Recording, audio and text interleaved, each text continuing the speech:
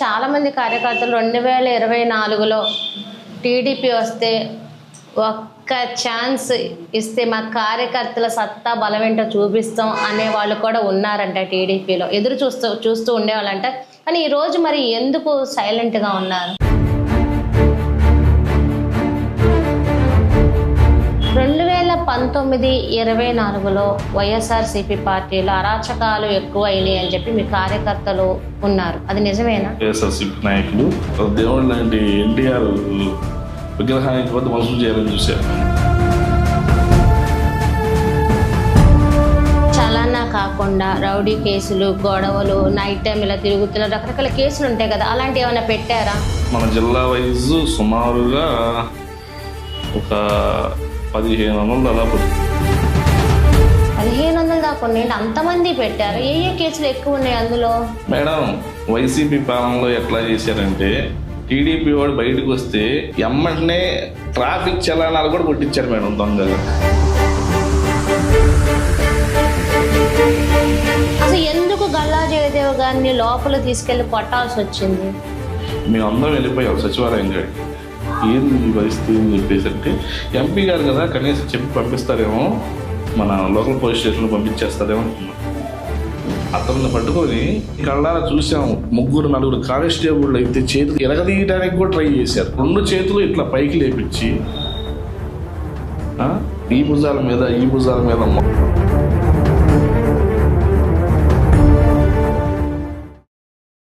ఏ party నిలబడాలన్నా రాజకీయం, ఎందుకంటే నాయకత్వం వేరు, కార్యకర్త వేరు. కార్యకర్త అనేది పార్టీకి ఒక వెన్నెముకతో సమానం. ఎందుకంటే దేనికోసమైనా సరే డబ్బు చూసుకోరు, పరపతి చూసుకోరు, మాకేం వస్తుందని చూసుకోరు. వాళ్ళకి కావాల్సింది ఏంటంటే మా పార్టీకి మేము ధైర్యంగా ఉండి ఎంతకైనా పోరాడాలని ఒక ఆర్మీ లాగా పోరాడుతూ ఉంటారు పార్టీ విషయంలో. ఫస్ట్ టైం ఏంటంటే ఒక కార్యకర్తని ఇంటర్వ్యూ చేస్తే వాళ్ళ ఆలోచనలు పార్టీ మీద ఎలా ఉంటాయి, ఒక్కసారి వాళ్ళని వదిలితే కూడా రాష్ట్రం ఏమవుతుందో కూడా తెలుసుకుందాము. అయితే ఈరోజు ఇంటర్వ్యూ చేయబోతున్న టీడీపీ కార్యకర్త పొందూరి బాజీ గారితో ఈరోజు ఇంటర్వ్యూ. నమస్తే అండి. నమస్తే. ఎందుకంటే నేను నాయకులు అందరితో, ఎమ్మెల్యేలు మొత్తం ఇంటర్వ్యూ చేస్తాను. ఎందుకంటే ఒక కార్యకర్త మనోభావాలు, ఆలోచనలు, వాళ్ళు పార్టీ మీద పెట్టుకునే ఆలోచనలు ఏంటి, అసలు కార్యకర్త గనక విజృంభిస్తే అమ్మో ఏ పార్టీ అయినా అనేది కూడా కొన్ని అనుకుంటాం. ఆ తెలుగుదేశం పార్టీ మీదకి వచ్చారు కదా, వైసీపీ వాళ్ళు వచ్చారు కదా, ఇంక మేము చూస్తాం. ఎందుకు కార్యకర్త అంత స్ట్రాంగ్గా ఉంటారా? కార్యకర్త పదవులను నమ్ముకుని ఎప్పుడూ కూడా పనిచేయరు మేడం. అధినేత ఆ సూచనలు, ఆలోచనలు దాని దిశగా ముందుకు వెళ్ళిపోతూ ఉంటాం. ఎందుకు కార్యకర్తగా మీరు వచ్చిన పార్టీలోకి ఎంటర్ అయినప్పుడు మీకు ఏ ఉద్దేశంతో మీరు పార్టీలోకి వచ్చారు? 2004 నుంచి 2014 నుంచి నేను క్రియాశీల రాజకీయాల్లో ఉన్నాను మేడం. 2012 నుంచి అనుకోండి, 12 నుంచి క్రియాశీల రాజకీయాల్లో ఉన్నాను. నేను అధినేతను ఎన్నుకునేటప్పుడైతే నేను మాత్రం అతని యొక్క సిద్ధాంతాలు, అతని యొక్క భావజాలాలు ఎలా ఉంటాయి అనేది నేను చూసుకుంటే నా భావజాలాలకి చంద్రబాబు నాయుడు గారి భావజాలాలు దగ్గరగా ఉన్నాయి. ఎలా? సంక్షేమ పథకాల కాడి నుంచి ఆలోచన, ఆయన హైదరాబాద్లో ఐటీ హబ్ కాడి నుంచి ఆయన చేపట్టిన స్వచ్ఛాంధ్ర కార్యక్రమాల కాడి నుంచి, స్వర్ణాంధ్ర కార్యక్రమాల కాడి నుంచి నేను ఆయనకి పెద్ద ఫ్యాన్ అయిపోయాను. స్వర్ణాంధ్రలో అప్పుడు చెట్లు నాటేవాళ్ళు, మేము కూడా స్కూల్ డేస్లో చెట్లు నాటేవాళ్ళం. జన్మభూమి దాన్ని చూసి నేను చాలా ఇన్స్పైర్ అయ్యాను. అప్పటి నుంచి నా అధినేత ఆయనే. ఇంకా అంతే, కార్యకర్తగా ఉన్నారు, ఒక ఆర్మీ అంతే, ప్రైవేట్ ఆర్మీ అంతే, ఇంకేం లేదు. మాకు పదవులు మాకు పనిలేదు మేడం. నేను టీడీపీ కార్యకర్త అంటే చాలు. నేను నా వాటిలో దేంట్లో అయినా కానీ టీడీపీ కార్యకర్త అని రాసుకుంటాను నేనైతే, అంతే, ఇంకేమి ఉండదు. మాకు పని పదవులను ఆశిస్తారా మీరు? కార్యకర్త మేము ఇంత కష్టపడ్డాం కదా, మాకైనా పదవి కావాలి. మేడం, ఇస్తే వద్దను, అది బాధ్యతగా ఫీల్ అవుతాం. ఇంకా ఇచ్చే కొద్ది బాధ్యత పెరిగింది. 2019-24లో వైఎస్ఆర్సీపీ పార్టీలో అరాచకాలు ఎక్కువ అయినాయి అని చెప్పి మీ కార్యకర్తలు ఉన్నారు, అది నిజమేనా? చూసాంగా మేడం, మా దేవాలయం లాంటి పార్టీ ఆఫీస్ మీద ఎలా రౌడీ మూకులతో ఈ లోకల్ గుంటూరు విజయవాడ నాయకులు, అప్పట్లో వైఎస్ఆర్సీపీ నాయకులు ఇప్పుడు గోడ మీద దాక్కున్నారు కొంతమంది. ఇంకా ఆ నాయకులు చేసిన మన కాండ ఇంత మట్టికి మా ఎన్టీఆర్ దేవుడు లాంటి ఎన్టీఆర్ విగ్రహానికి వద్ద మనుషులు చేయాలని చూశారు. ఆ రోజే ఫిక్స్ అయిపోయాను మేడం. మనశ్శాంతి ఎప్పుడు మనశ్శాంతిగా పునుకున్న రోజు లేదు ఆ రోజు. అప్పుడు 6 నెలలు అయితే ఎందుకు మా ఇంటి మీద గొడవ జరిగినా మీరు 2వ రోజు మర్చిపోతామేమో. అదొక సమాజం, అదొక ఎమోషన్ మేడం. అది పార్టీ మీద ఎమోషన్. మరి ఈ రోజున తల్లి తండ్రి గురువు దైవం అంటారు కదా. తల్లి తండ్రి గురువు ఎవరంటే మాకు చంద్రబాబు నాయుడు గారు. పార్టీ కుటుంబం. అంటే అప్పుడు అయిన తర్వాత మా టీడీపీ అధికారంలోకి రాని అని ఎదురు చూశారంటే కదా, రావాలని ఎదురు చూశారంటే కదా, అప్పటి నుంచే మీలో కసి పెరిగింది అంటారు మేడం. కసి పెరిగింది అనేది ఓకే, మేము ఎప్పుడు పనిచేస్తూనే ఉంటాం. పార్టీ గెలిచినా ఓడినా మా టీడీపీలో ఉన్నది ఏంటంటే ప్రతిపక్షంలో ఉంటే చొక్కా హ్యాంగర్ కూడా షర్ట్ వేసుకుని వెళ్ళిపోతాం. ఇంకా అంతే. ఇప్పుడు లేదు కాబట్టి సైలెంట్ గా ఉంటున్నారు. అది కానీ ప్రతిపక్షంలో ఉంటే కనుక వేరే. ప్రతిపక్షంలో ఉంటే హ్యాంగర్ షర్ట్ ఉందా లేదా చూసుకుని వెళ్ళిపోతాం. ఇంకా వెళ్ళిపోతాం. వెనక ముందు ఆలోచించారు. అంటే ఇప్పుడు పార్టీ మాకు సంఖ్యలో వేశారు చంద్రబాబు నాయుడు గారు. ఎందుకు? మేము ఏం చేద్దామన్నా కానీ తమ్ముళ్ళు చట్టాన్ని మన చేతిలోకి తీసుకోవద్దు అనే డైలాగ్ వచ్చింది మేడం. అదే మాట మీద ఉంటున్నారు. ఆయన సిద్ధాంతం అది. అంటే చాలా మంది కార్యకర్తలు 2024లో టీడీపీ వస్తే ఒక్క ఛాన్స్ ఇస్తే మా కార్యకర్తల సత్తా బలమేంటో చూపిస్తాం అనే వాళ్ళు కూడా ఉన్నారంట టీడీపీలో. ఎదురు చూస్తూ ఉండేవాళ్ళంట. కానీ ఈరోజు మరి ఎందుకు సైలెంట్గా ఉన్నారు? సైలెంట్ ఏం లేదు మేడం, కొంచెం ముందు కొంచెం వెనక అంతే. చట్టపరంగా మా లోకేష్ బాబు గారు చట్టపరంగా ఎవరైతే ఇబ్బంది పెట్టారో ఆ రోజు ఉన్న ప్రజలను కానీ నాయకులను కానీ చట్టపరంగానే మేము చట్టపరంగానే వెళ్తాం. మా సిద్ధాంతం అది. చట్టాన్ని అతిక్రమించి మేము ఎంత కూడా చేయం. మరి టీడీపీలో కార్యకర్తలను పట్టించుకోవట్లేదు, కార్యకర్తలు తక్కువైపోతున్నారు, కార్యకర్తలు వెనక లేరు అసలు ఇదివరకు లాగా. సేమ్ జగన్మోహన్ రెడ్డి లానే టీడీపీలో కూడా ఇలాగే జరుగుతుంది. మరి వైసీపీ ఫేక్ ప్రచారం మేడం ఇవన్నా. మా లోకేష్ బాబు గారి మై టీడీపీ యాప్ ఓపెన్ చేస్తే కార్యకర్తే అధినేత. కార్యకర్త అధినేత ఫస్ట్ చూపించమని చూపిస్తారు. కార్యకర్త అధినేత. అదంతా ఫేక్. అయితే మరి వైసీపీ చేసిన దుష్ప్రచారం తప్పితే అట్లాంటివి ఎన్ని చేసినా మా కార్యకర్తలు మేము చిక్కు చెదరం. కార్యకర్తల్ని టీడీపీ పట్టించుకోవట్లేదు. అసలు ఒకప్పుడు ఎలక్షన్ తిరిగిన కార్యకర్తలు ఇప్పుడు ఏరి ఇలాంటివి ఎందుకు వస్తున్నాయి? ఎలక్షన్లో మేము 2014 నుంచి అంటే సుమారుగా ఒక 3-4 ఎలక్షన్లు చేసాము. మేము అప్పటి నుంచి ఇప్పుడు ఇప్పుడే ఉన్నాయి. మేము అడిగిపోయాం. మా బాబాయిలు మా తాతయ్యలు మాకు 84 నుంచి పార్టీ నుంచి మూల స్తంభంలా ఉంచున్నారు. ఇప్పుడు కూడా పార్టీ అధికారం ఇంకా ఏదన్నా పదవులే కావాలనుకుంటే మా బాబాయిలకి మా అన్నయ్యలకి మా తాతలకి పదవులు చేస్తే ఇంకా ఇంకా ఇంకా కావాల్సిన వాళ్ళు ఎంతోమంది ఇది అయ్యేవాడు కదా. అందరూ నాయకులు అయితే కార్యకర్తలు ఎవరు? గత వైఎస్ఆర్సీపీ గవర్నమెంట్లో కార్యకర్తల మీద ఉత్త పుణ్యానికి చిన్నదానికి పెద్దదానికి కేసులు పడ్డాయంట కదా, నిజమేనా? పడ్డాయి. దానికి సంబంధించిన లిస్టు మొత్తం కూడా గ్యాదర్ చేస్తున్నారు. మరి ఆ కేసులు తీసేస్తానని కూడా ఒక మాట ఇవ్వడం అయితే జరిగింది కదా. అవును మేడం. టీడీపీ గవర్నమెంట్ వచ్చినాక అన్యాయంగా ఆకృతంగా ఎవరి మీద అయితే ఎలాంటి దౌర్జన్యం చేయకుండా కేసులు పడ్డాయో వాళ్ళ కేసులు తీయించే విధంగా కూడా వెళ్తాము. ఎవరైతే నిజంగానే అన్యాయం చేసి ఉన్నవాళ్ళైతే వాళ్ళైతే మేము చెయ్యం, లా అండ్ ఆర్డర్ ప్రకారమే వెళ్ళాలి అని కూడా చెప్పారట. మరి కేసులు ఎత్తారా అని అంటున్నా. మొత్తం లిస్ట్ ప్రిపేర్ చేశారు మేడం. ఎంత వచ్చినాయి లిస్ట్? మన జిల్లా వైజ్ సుమారుగా ఒక 1500 దాదాపు వచ్చింది. 1500 దాకా ఉన్నాయి. అంతమంది పెట్టారు. ఏ కేసులు ఎక్కువ ఉన్నాయి అందులో? మేడం వైసీపీ పాలనలో ఎట్లా చేశారంటే టీడీపీ వాడు బయటకు వస్తే ఎమ్మంటనే ట్రాఫిక్ చలానాలు కూడా కొట్టించారు మేడం దొంగగా. ట్రాఫిక్ వాళ్ళకి ఎలా తెలుస్తుంది చలానా కొట్టాలని? అది అంతా మేడం చట్టాన్ని చేతిలో తీసుకుంటూ అంటే అదే వైసీపీ చేసేది అదే. అంటే మా బళ్ళు ర్యాలీ జరిగినప్పుడల్లా మా బళ్ళ మీద చలానాలు కొట్టించేసేసి తప్పుడు ఎంత పడేది ఫైన్? 200 నుంచి 1000 రూపాయల దాకా పడేది. పడేది కట్టాల్సిందే. కట్టేస్తాం. అలాంటి కేసులు పడేవి. మన త్రిబుల్ రైడింగ్ తీసేయండి మేడం. ర్యాలీ జరిగిన కాడ కెమెరా పెట్టుకొని కూర్చొని ఫోటోలు కొట్టి చలానాలు కొట్టిన బాపతులు కూడా ఉండే మేడం. సందర్భాలు కూడా ఉండే. చలానా కాకుండా రౌడీ కేసులు, గొడవలు, నైట్ టైం ఇలా తిరుగుతున్న రకరకాల కేసులు ఉంటాయి కదా, అలాంటివి ఏమైనా పెట్టారా? కార్యకర్తల మీద, మా టీడీపీ కార్యకర్తల మీద మేము నుంచొని నిరసన తెలిపినా కానీ మా తల్లి లాంటి భువనేశ్వర్ గారిని మన అసెంబ్లీ సాక్షిగా తిట్టినప్పుడు నేనైతే మాత్రం అమ్మన్ రాంబాబు ఇంటి మీదకి అప్పుడు మా గుంటూరు జిల్లాలో ఎస్కాట్ పెట్టుకొని బతికాడు ఆయన. ఇదే అమ్మన్ రాంబాబు. అసలు స్టార్ట్ అయింది ఆయన దగ్గర నుంచి మేడం. ఏమని?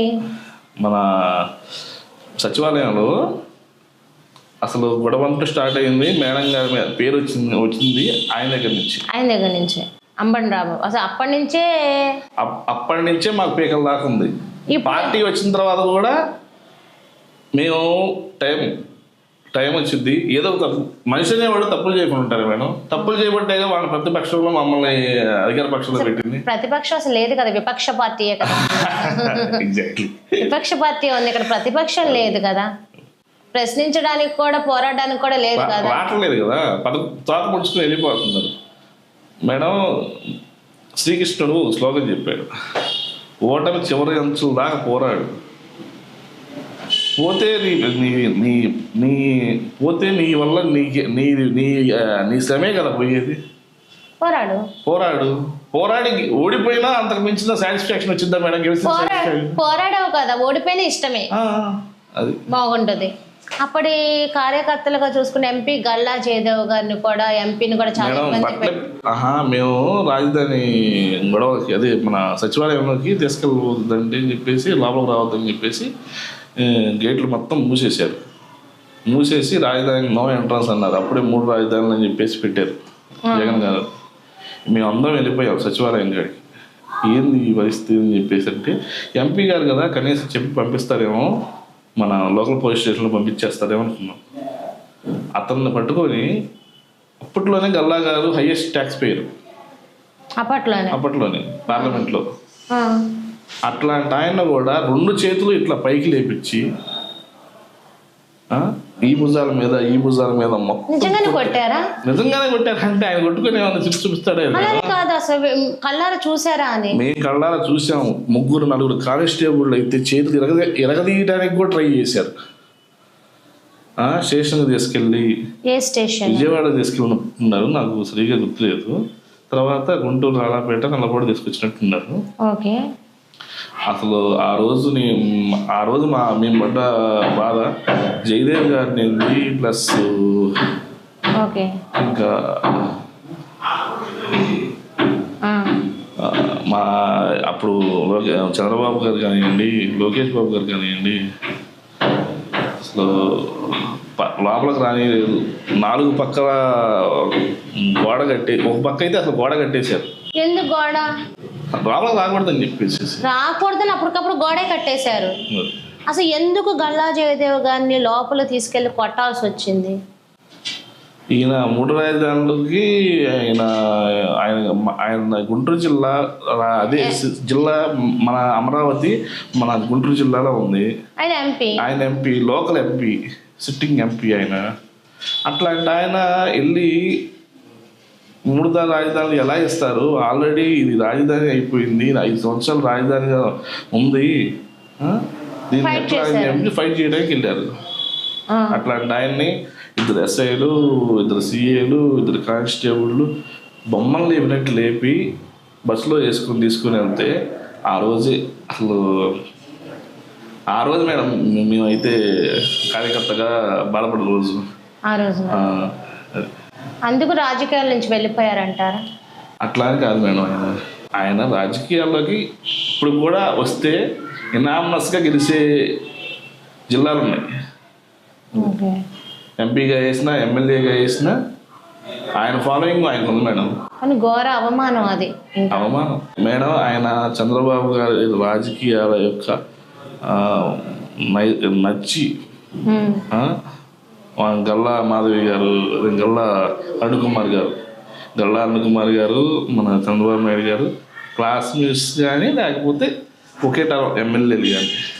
ఓకే, ఇదే తీరుని ఇప్పుడున్న ఎంపీ ఎవరైతే పెమ్మసాని చంద్రశేఖర్ మేడం చేయమనండి, ఫోన్ చేయగలరు ఎవరైనా? ఇప్పుడున్న పెమ్మసాని చంద్రశేఖర్ గారి మీద ఆయన ఒకటే చెప్పాడు కదా మేడం, ఏదో ఒక రోజు మా టైం వచ్చింది, ఒకవేళ ఆ పొజిషన్లో ఆయన ఉంటే అతని మీద టచ్ చేసిన వాడి చెయ్యి విరిచేస్తాడు ఎవరైనా, ఎంతటోడైనా. ఇంకా ఆయన దాకా పనిలేదు మేడం. గుంటూరు జిల్లాకి నీడ్ మన పెమ్మసాని చంద్రశేఖర్ గారికి ఆస్తుల కోసం వచ్చాడు కదా మీరు. ఎందుకు గుంటూరు జిల్లా మీద ఎందుకు ఎంత ప్రత్యేక దృష్టి పెట్టారంటారు? ఆయన పుట్టిన ఊరికి జిల్లాకి రుణం తీర్చుకుందాము అని చెప్పేసి రావడమే. వాళ్ళకి తెలియని డబ్బా మేడం, హైయెస్ట్ వైట్ మనీ గవర్నమెంట్కి ఇచ్చే కెపాసిటీ ఉంది ఆయనకి. స్టేట్ కూడా సెంట్రల్కి ఇవ్వగలుగుతాడు. అతను అమెరికాలో ఒక బుక్ ఒకటి తయారు చేసి ఆ బుక్ యొక్క సారాంశంతోనే ఆయనకి గుడ్ విల్ వచ్చి ఆ డబ్బులతో చేయగలిగే నాలెడ్జ్ ఉంది ఆయనకి. తన సొంత సంపాదించుకున్న సొంత తెలివితేటలతో ఎంపీ గారు చేసుకున్నది. ఆయన మాలాగా మధ్యతరగతి కుటుంబం మేడం. వాళ్ళ నాన్నగారు కాడి నుంచి మాకు కొంచెం రిలేషను, అంటే దగ్గరేం కాదు, దూరంగా మేము ఆయన చూసినాడు అంతే. తెలుసు. అప్పట్లో ఎంపీ గారు దూరంగా ఉన్నప్పుడు మీకు ఇలా రాజకీయాలు రాకముందు నుంచే మీకు తెలుసా పెమ్మసాని గారు? ఆయన నర్సరాపేటలో వాటర్ ట్యాంకులతో అప్పటి నుంచే ఒక 10 years నుంచి వాటర్ ట్యాంకులు ఇవన్నీ నడిపేశారు. ఆయన దాహార్ది తెరవడానికి ఆయన అప్పట్లో హోటల్ ఒకటి మమతా హోటల్ అని చెప్పేసి నర్సరాపేటలో పెట్టారు. వాడు స్వగ్రామం నర్సరాపేట సైడ్ ఉండేవాడు. ఇవాళ ఇన్ని మాటలు మాట్లాడుతున్నాడు కదా జగన్మోహన్ రెడ్డి, ఆయనే రాజ్యసభ సీటు ఇస్తారు నీకు రా అని చెప్పేసి అంటే, నాకు నీ దగ్గర నీ సిద్ధాంతాలు వేరు నా సిద్ధాంతాలు వేరయ్యా, మన ఇద్దరు ఈ కలవు బై అట్లా ఆలోచించేవాడైతే అప్పట్లోనే అయ్యేవాడు. అంటే జగన్ అడగడం రిజెక్ట్ చేయడం కూడా గతంలో జరిగింది. మరి ఎందుకు మన ప్రెస్ మీట్లో జగన్ ఆడెవడో పెమ్మసాని అంటే అదేదో మాట కూడా అన్నారు కదా. లండన్ మందులు ఎల్లకాలం పనిచేయవు కదా, అంటే ఇప్పుడు స్టేజ్ మారుతా ఉండిద్ది, మెడిసిన్ స్టేజ్ మారుతా ఉండిద్ది. ఎవరికి లండన్ మందులు ఎవరు వేసుకుంటున్నారో వాళ్ళకి. మన మన ప్రతిపక్షం చెప్పడానికి సిగ్గు లేదు, ప్రతిపక్షం కూడా లేదు. మాజీ సీఎం గారికి లండన్ టాబ్లెట్స్, ఎందుకంటే లండన్ టాబ్లెట్స్ వాడతారని మీకు అలా తెలుసు? మొన్న అంబటిగారు పరామర్శకరం ఇచ్చారు, చూసారు కదా? చూసాను. ఎన్ని గంటల నుంచి వచ్చారు? తాడేపల్లి నుంచి 6 గంటలు పట్టింది కదా. అంటే తాడేపల్లి నుంచి నడుచుకుంటా వచ్చిన వాళ్ళు కానీ గంట సేపట్లో అయిపోయింది. ఒక 2 గంటలు నడుచుకుంటూ 2 గంటలు వేసుకోండి. 6 గంటలు తొక్కించుకుంటా జనాలని తోసుకుంటా ట్రాఫిక్. ఈ రకంగా ప్రభుత్వం నుంచి ప్రభుత్వ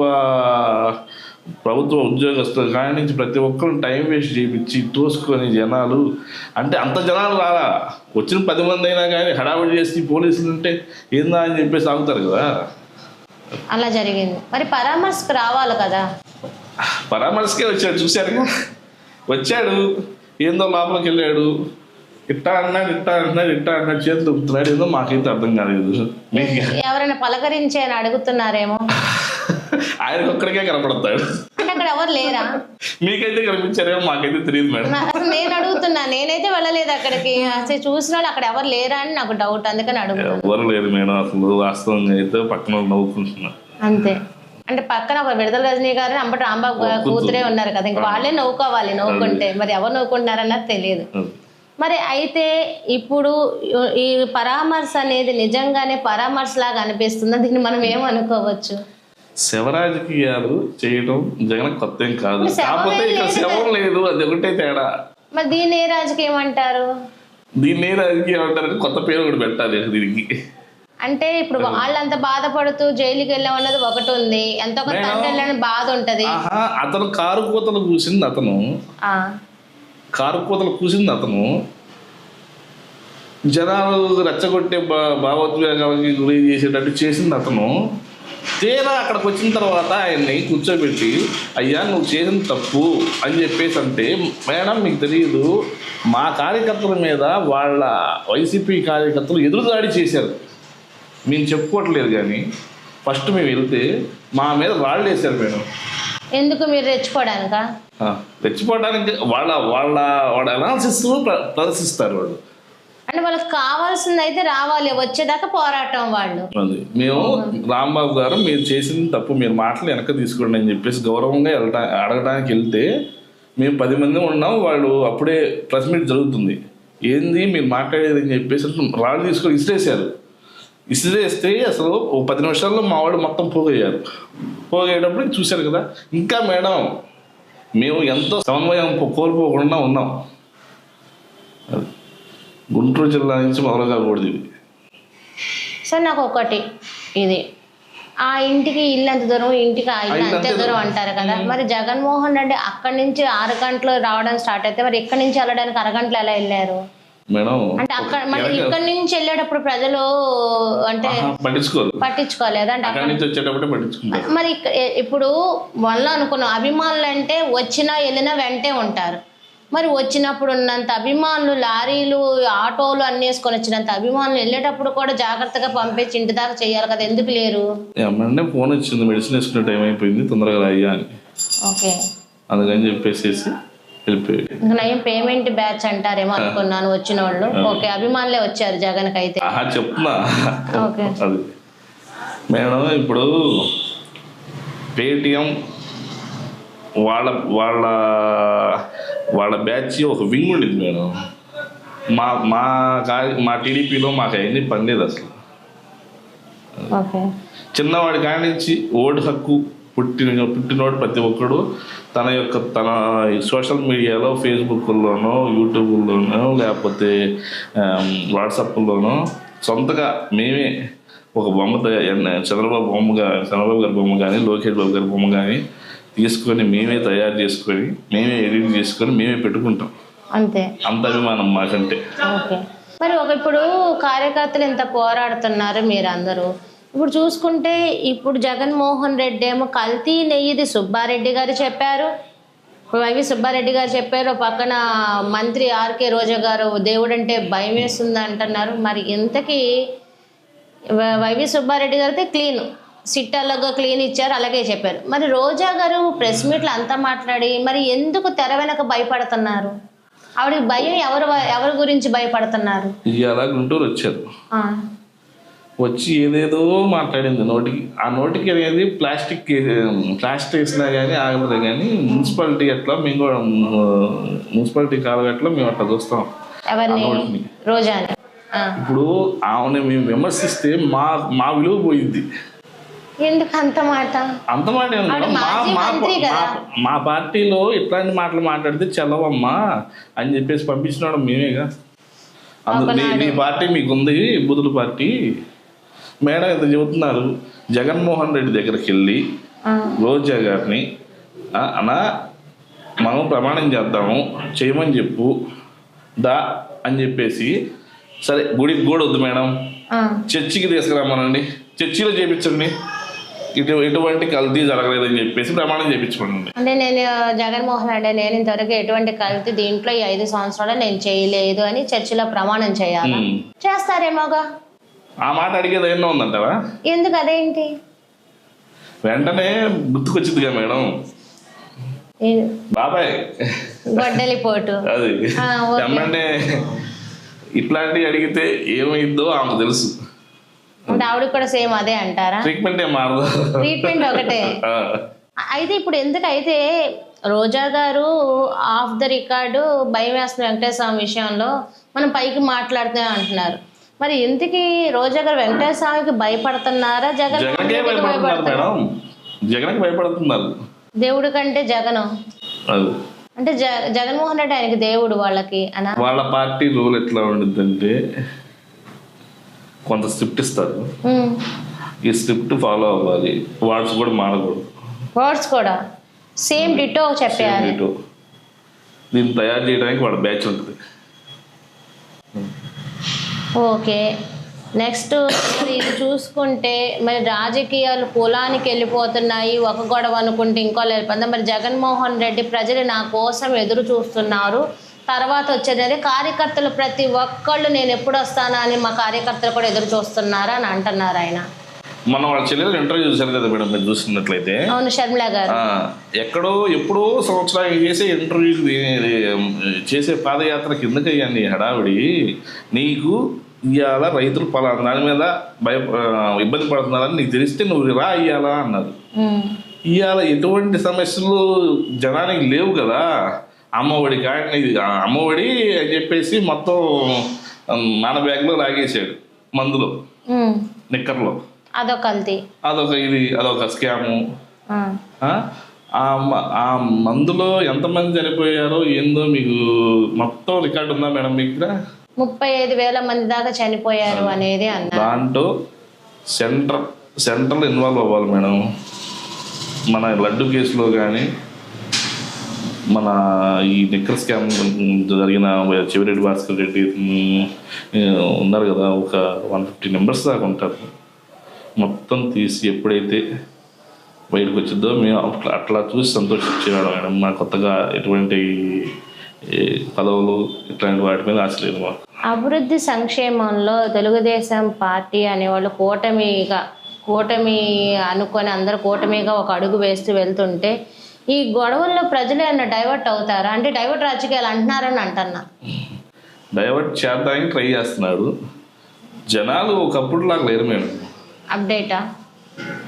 ఎప్పుడు చెయ్యెత్తురా అనే నువ్వు ప్రెసిడెంట్ అని చెప్పేసి అనే రోజు పోయింది. ఇవాళ బ్యాలెట్ పోయింది, ఇవాళ మిషన్ వచ్చేసింది, ఈవీఎం. ఇంకా ప్రజల్ని మసిపూసి మారేడికే చేయాలంటే జరిగే వ్యవహారం కాదు. లేదు ఇక్కడ. జనాలు అందరికన్నా తెలివిగా ఆలోచిస్తారు, డెవలప్ చెందుతుంది. రేపు మన పిల్లల భవిష్యత్తు ఏంది, రేపు మన పిల్లలు ఎట్లా అయితే మనం హెల్త్ ఇన్సూరెన్స్ కడుతుంటేనే ఎన్నో